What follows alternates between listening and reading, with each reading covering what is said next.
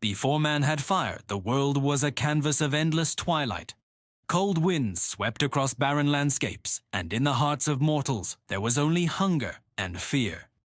But someone was watching. From the heavens, Prometheus, a titan whose heart ached for mankind, saw their suffering. He looked at the shivering mortals below, then at the eternal blazing flames of Olympus, and a dangerous question formed in his mind.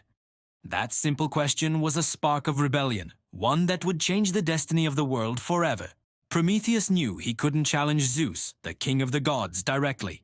He had to be clever. So, he devised a plan. One night, while Zeus was deep in his thunderous sleep, Prometheus began his ascent. He climbed to the very edge of the sky, to the place where dawn itself is born. There, he found the golden chariot of the sun, a magnificent vessel of pure cosmic fire. With hands as steady as stone and a heart burning with purpose, he reached into the celestial blaze and stole a single, impossibly bright spark. He carefully hid this living ember inside a hollow fennel stalk, its light pulsing like a captured star, and began his descent back to the mortal realm. Imagine the scene. Prometheus, a divine figure cloaked in shadow, walking among the first humans. He opened the reed, and for the first time, the darkness of the human world was pushed back. He placed this glowing gift into their hands. The spark caught, and a flame danced to life. In that moment, the night itself burned. The oppressive cold retreated. Humanity, which had once crawled in fear, could now stand tall, masters of their own small light, a tiny reflection of the heavens. They learned to cook their food, to forge tools, to gather around the hearth and share stories.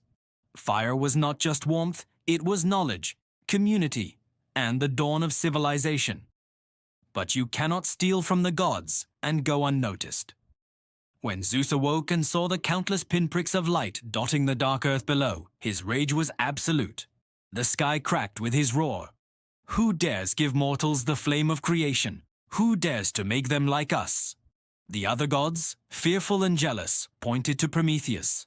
The punishment was swift and terrible.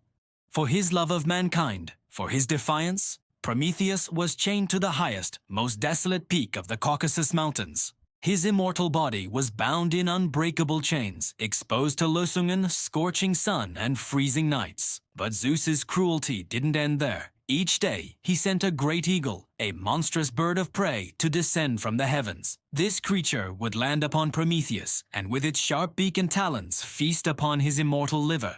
The pain was unimaginable. Yet, because he was a titan, he could not die.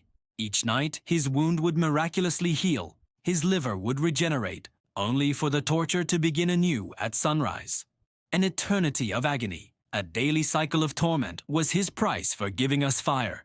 But even in his suffering, as the eagle tore him apart, Prometheus looked down upon the world of men, and he smiled. Why? Because below he saw what his sacrifice had wrought. He saw humanity building hearths, forges, and sprawling cities. He saw the light of knowledge banishing the darkness of ignorance. He saw that every flicker of fire, every candle, every bonfire was a tiny spark of his rebellion, a symbol of defiance against an unjust tyranny. And so the legacy of Prometheus lives on.